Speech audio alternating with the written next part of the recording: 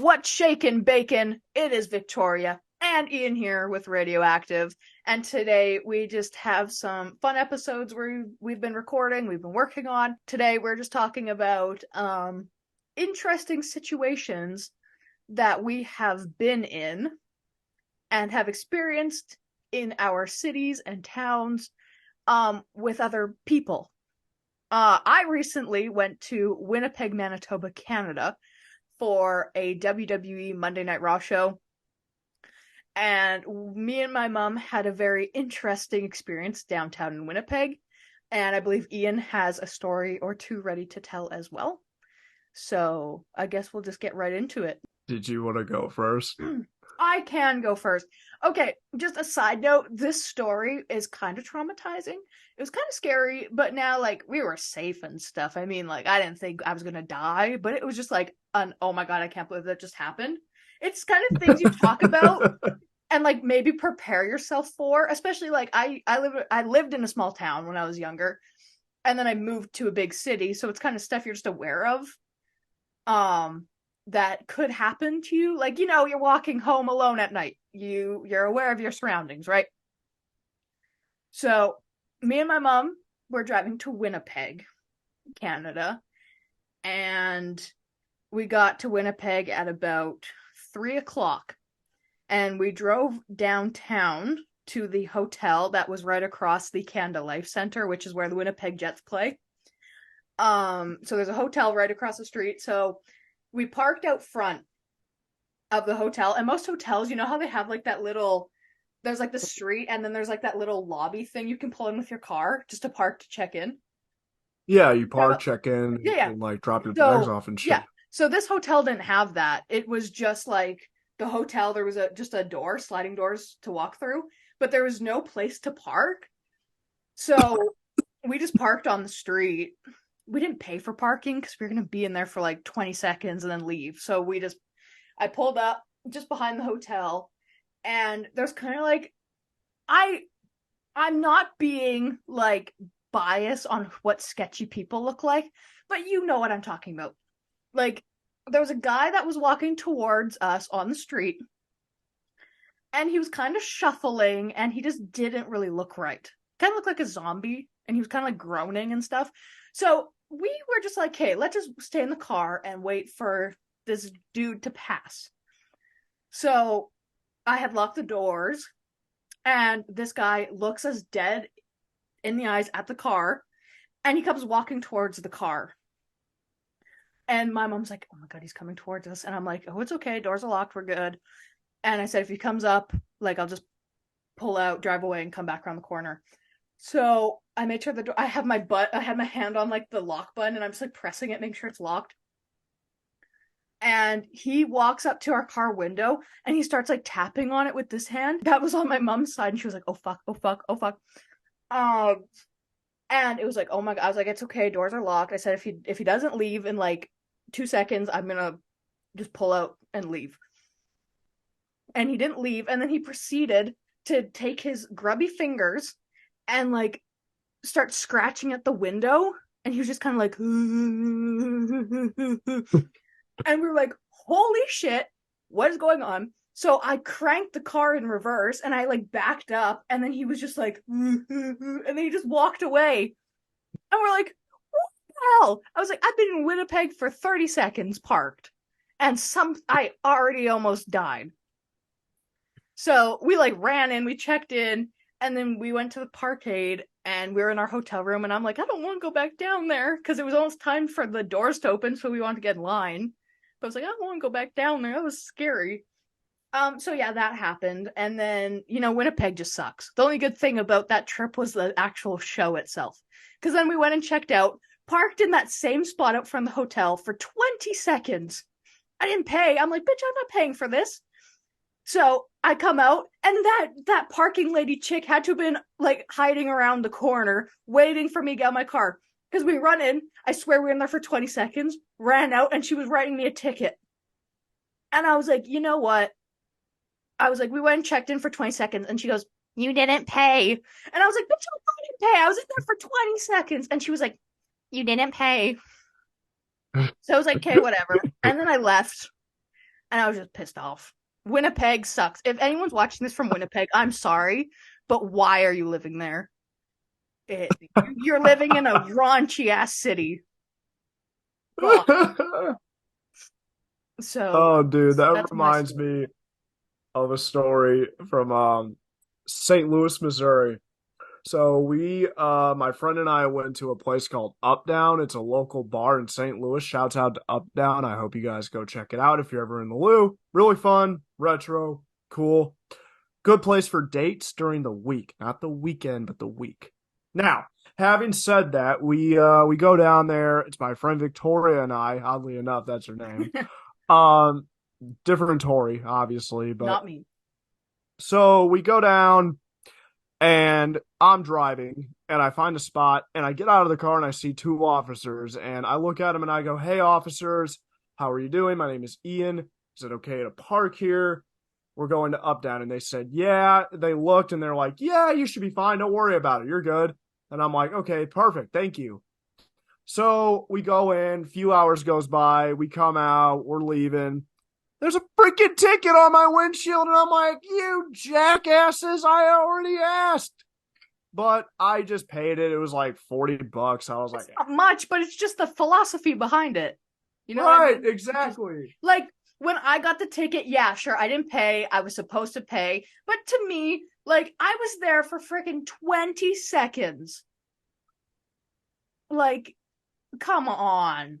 And you can see my license plate. My license plate is from Saskatchewan, not Manitoba. So, dude, I'm out of province too. Cut me some slack in your shitty ass city. Like, come You on. really don't like this city, do No, you? Winnipeg. I've been to Winnipeg when I was 12, when I was probably like, was it, wait, 11, then 12? It was like a back to back year I had went. And I do not remember it being like that sketchy and just that crummy. But I think it's because I was in like the more new area. Downtown Winnipeg is the old, like rundown area. So it's just grubby as hell. So I Ew, I was like, grubby. just give me this damn ticket because guess what? I'm never coming back here anyway, so you can just like piss off. Oh God. Winnipeg stinks. Winnipeg. Even the name, Uh, it's awful. Winnipeg? Winnipeg. Like what Winnipeg. is Winnipeg? What? Um when we go to Edmonton, like the Edmonton Convention Center where we go to all the concerts there, like I've never had one sketchy thing experience there. People are walking downtown at like 10 o'clock at night, families with like young children, people are walking their dogs, nothing sketchy. And this is downtown Edmonton. And there's cops and like they're patrolling and they make sure everything's good, but it's more of like a business district downtown, so it's more expensive. So yeah, I don't think you get a lot of those grubby people hanging around there. And I'm not saying all like people that may appear grubby are going to mug you, but it's just like you kind of have to have like that. It sucks that you have to have like that mindset where it's like, is this person gonna try like shake me down for cash? You know? Right. I'm just I'm iffy with people like that because of the experience I have had and have had, like more than one, you know? Oh, sure. I mean, you see people all over the place just like begging for money.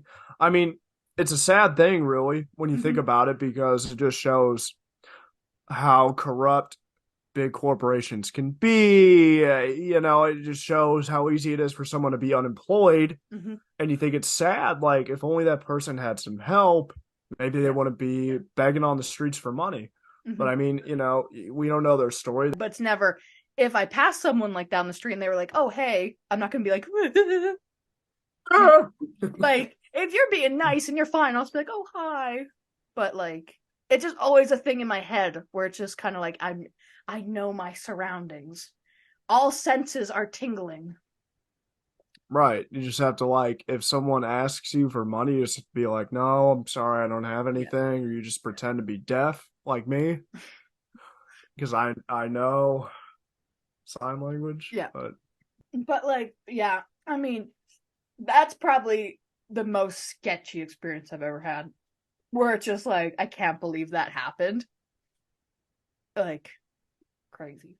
Um, I don't think there's been like too many other ones. I've obviously passed people like you said like that ask for money and stuff, but that's never been a problem. Um, oh wait, that wasn't me though. So where my sister goes to school or like university, it's the university grounds, and then there's like a bridge over the main drag of the city, and then across the street there's a Holiday Inn hotel. So when we would go visit her, we'd stay in this Holiday Inn hotel, and we had told her to like walk over for breakfast. So she was walking over the bridge, and there was like this sketchy dude that was like kind of following her. So of course, like when you go to university, I don't know if it's the same with you guys, but they have like a campus patrol, and like you can put their number in your phone and kind of just have it available if something like that happens. And then she had called my dad over across the bridge to walk her over because this guy was kind of like following her. And then we went and checked out the hotel and we were leaving, and the dude was getting arrested. Yeah. So I mean that wasn't to me, but still, like I witnessed it happen. Jeez. What a creep, dude. I know. It's crazy. God, that's literally perfect though. That's a perfect transition, bro. That's such a perfect transition because I've got a few crackhead stories that oddly enough refer to guys like being creepy with girls, dude. It's weird. It's like what? As a female, I don't want this to come off sexist at all, but you are never in the wrong to be on high alert. You know what I Mm-hmm. mean? Yeah. I mean, human trafficking and, you know, taking advantage of women is a scary freaking thing. And it's real. It's Mm-hmm. so real. Like, dude, it's so scary that all these girls get taken advantage of. Mm-hmm. And I always say this ever since I've told the story probably 100 times, but my ex went to Lindenwood University, and her suite mate from the other suite came over through the bathroom and told us that there was a guy walking in and watching young girls sleep. Like apparently they just had a key and were just opening doors and watching girls sleep. And that's why I always say if you go to a university, if you're even just out at a bar and you see a girl and she's just a little skittish or scared or something, I don't care if you're a guy or a girl, single or married, be a hero.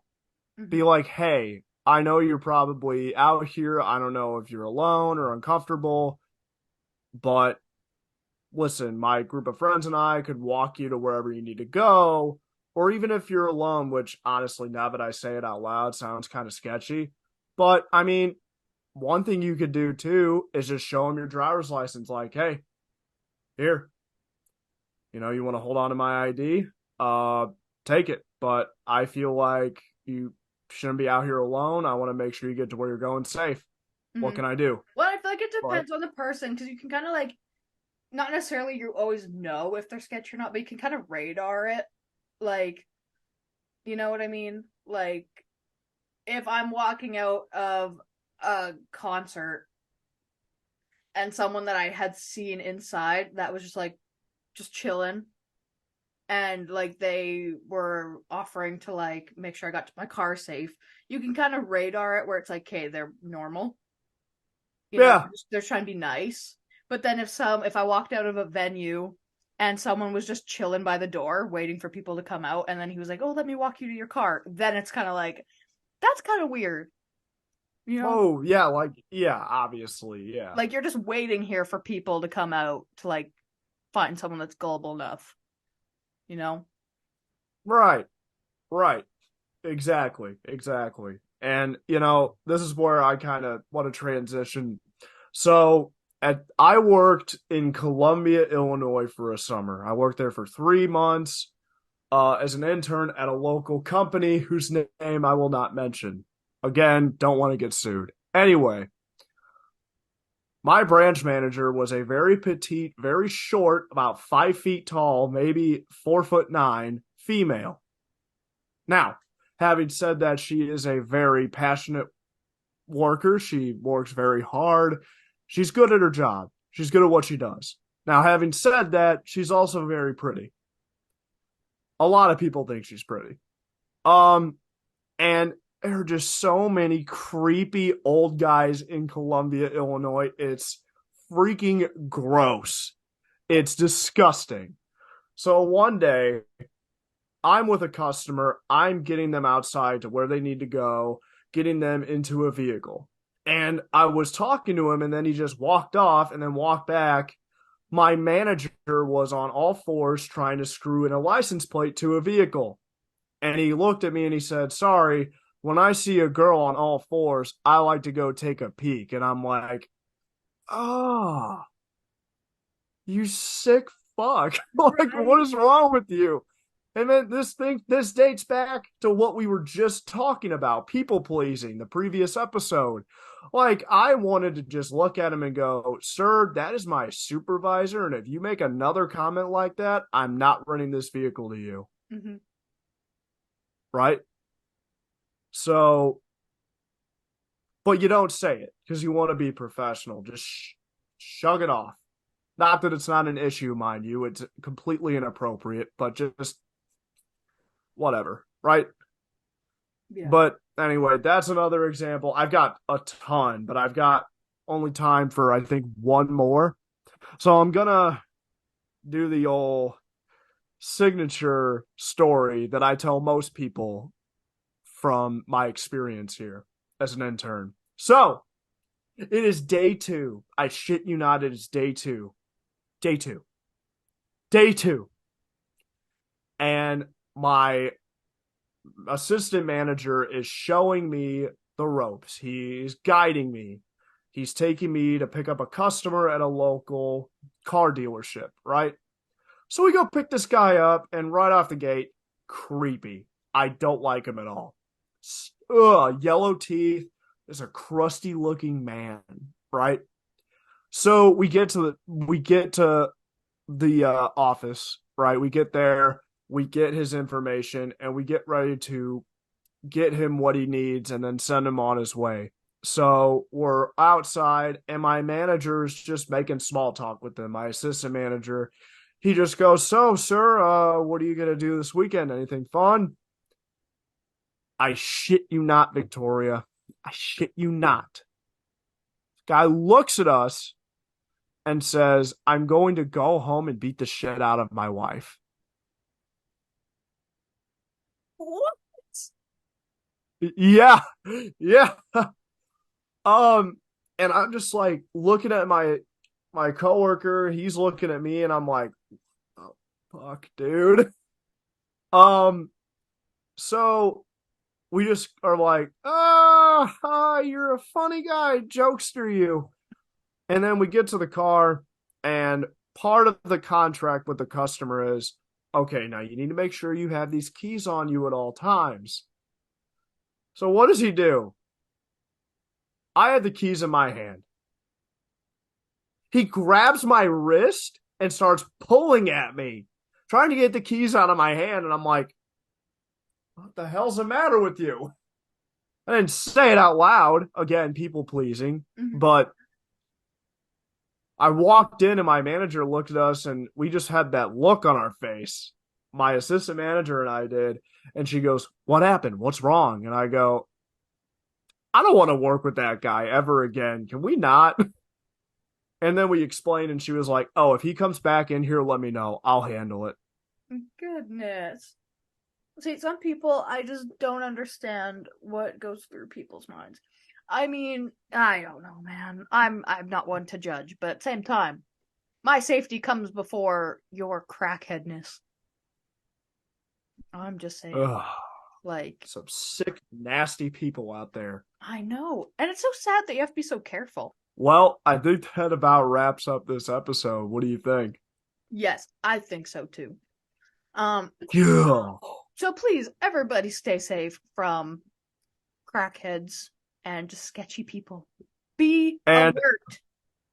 Yeah, be alert and be a hero, dude. If you see someone in trouble, like you see this guy like standing hunched over this girl, being a creep, step in and be like, "There a problem here?"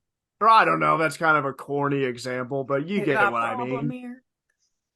Yeah, just be a hero, dude. Help when needed. I mean, to Yeah, my own safety. Be alert. And if you watch Friends, unagi. Unagi. Unagi. But that is all we have for today. Go subscribe to, not subscribe, follow Radioactive Official 22 on Instagram. Because every Sunday we do a Psycho Sunday live stream. And it's really fun. We just kind of hang out, have a good time.